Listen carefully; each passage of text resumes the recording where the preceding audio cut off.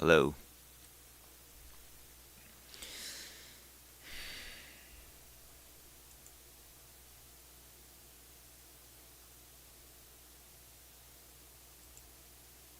All right. We live? Let's see. We live, we live.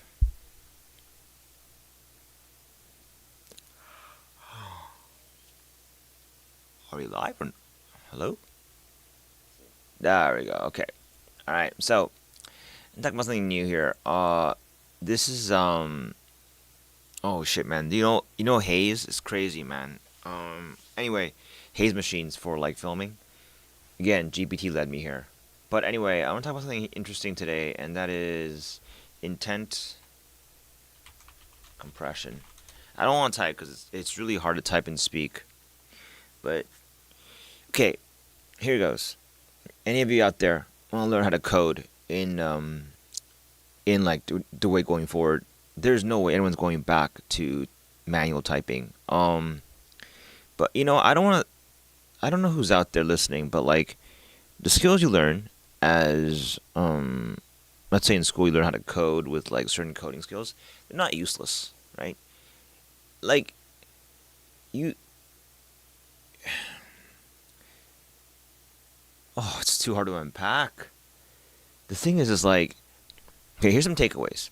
Okay, some takeaways. You need takeaways nowadays because everything's so complicated.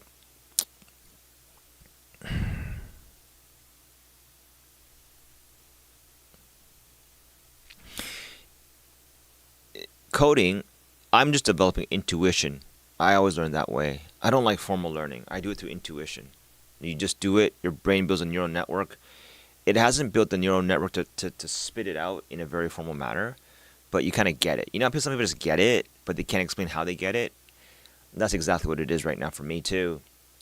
But roughly speaking, the idea is intent compression. So like you want to like compress your message to the AI. Um, I hate the word AI. It's so bad. It's not, they should change it.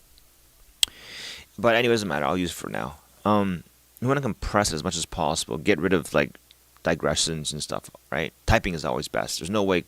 I can't imagine voice coding to be ever a thing because the AI will be so busy filtering out your extra words, right? And like that's a skill going forward. You should have a rough idea. And even if you don't, the AI will help you work it out. But you be clear about that. I'm not clear. Be honest with yourself. I'm not clear. Suggest. You know, like okay, I'll give you an example. Right? Here's an easy analogy.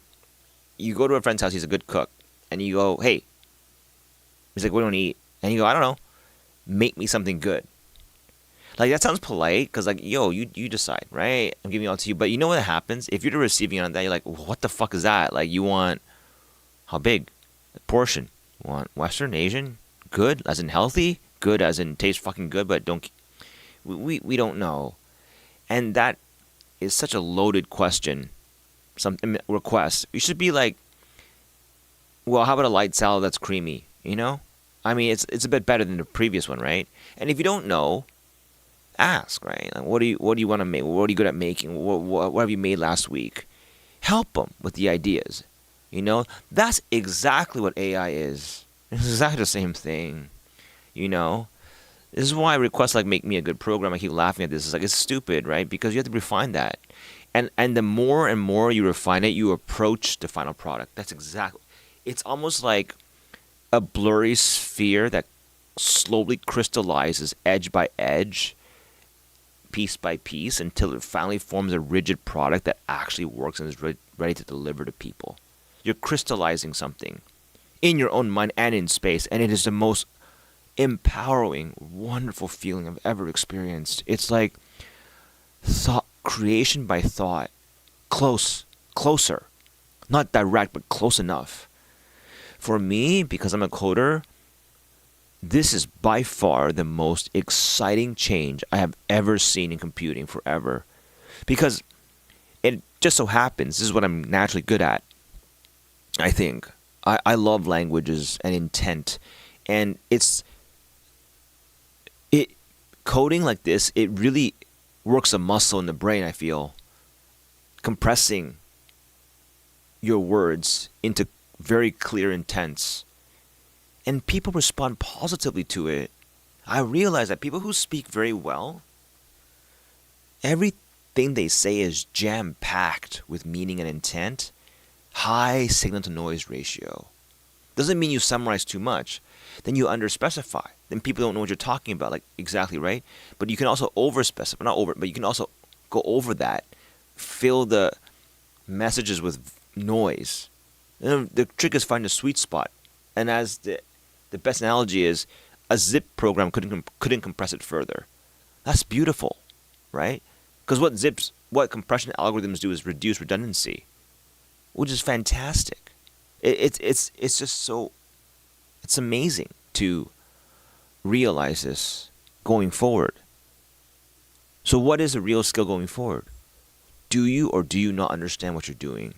Like really understand, not just I kind of understand. And that benefits certain people. And this time, I guess it really benefits me because this is the way I've wanted to code my whole life. I know it, you know. I've always gravitated towards higher level languages, like more that are more abstract. I am tired of typing, dot label. Yeah, it's not that fun. I want to see the product emerge, and whereas before with coding, you have to be syntactically perfect. There's no ambiguity when you're coding, right? You realize that every corner case, every edge case needs to be ferreted out and coded for. If you don't, the edge cases will bite you in the ass. Now, the AI will even point out the edge cases so you can knock them down one by one before they crop out. It produces crash-free, robust code that never behaves unpredictably. The amount of power that gives you is unparalleled. I'm telling you. I mean, this is just the beginning. This is just the beginning of a new revolution, and I'm really excited. And it's not just Xcode. You do it in VS Code, anything. I just like Xcode. That's my home turf. But I could easily. I felt that power too with Copilot and web pages. I mean, there's no way you can go anywhere for this now. No one has a hard lock on this, like hard moat on this technology. But it's the skill to know going forward.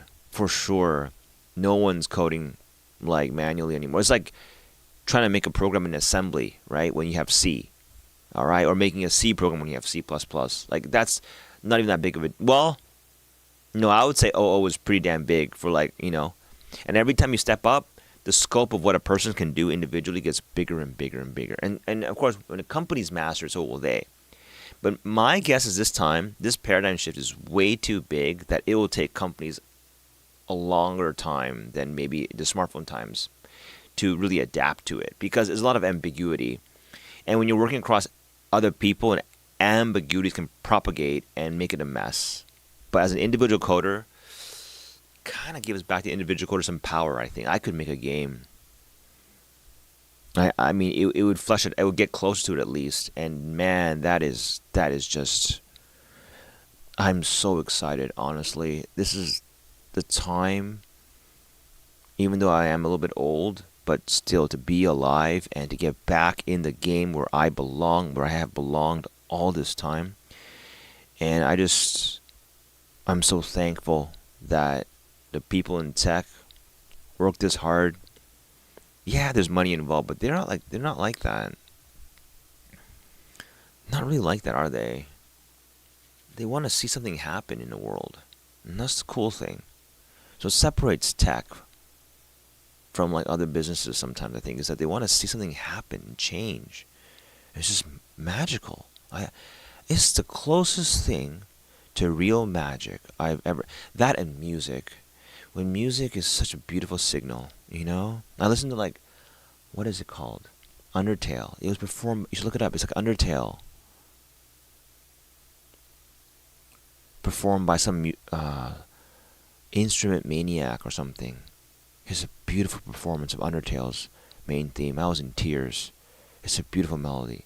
You can feel it, the melody, the beauty in the signal, and it's like the truth of the universe right there in the music. I kid you not, right? And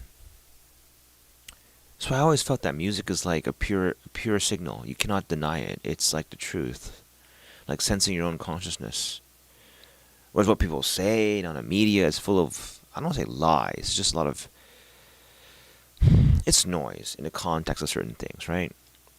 And now we have like this too, AI, an ultra clear, they call it a conscious amplifier, really. Because AI does nothing without you. You have to initiate it. If you don't not do anything, it doesn't do anything either. It is a consciousness amplifier, I agree. It brings what you had already and amplifies it to like a multiplier. That's exactly what it is. So for the people who have very low values to begin with, yeah, doesn't change much. But people who have higher ones, maybe they do get amplified. It sounds like I'm bragging, maybe. I mean, I think it's backed up by something though. In the end, though, people don't care unless it makes money. Then when it makes money, you got a house, and they pay attention. But that never ends. I don't care about that anymore. I got my house already. I'm done with the proving shit to people. All that's left is just to see cool shit happen. That's it. Just want to see cool shit happen, and that benefits the world. Honestly, why not? Why do you have to be destructive? It doesn't make any sense. Why? I don't. I thought I wanted that before, and I don't want that. It's greedy. It's greedy in the sense that everyone wants a piece of the glory pie. Like, who mattered while they were alive pie. That's the biggest one, man. You know? And now that I care about. If people take that away from me, I get really upset. But I mean, like, that's where the competition is now. Not the money anymore. Tech Lead was right. The competition has shifted away from who has more money to who matters. That's it. And attention economy, for sure. Think about it. Attention is finite. So finite, isn't it, in the whole world? It's just basically every person multiplied by something. That's crazy. So anyway, that's all. And it's a great time to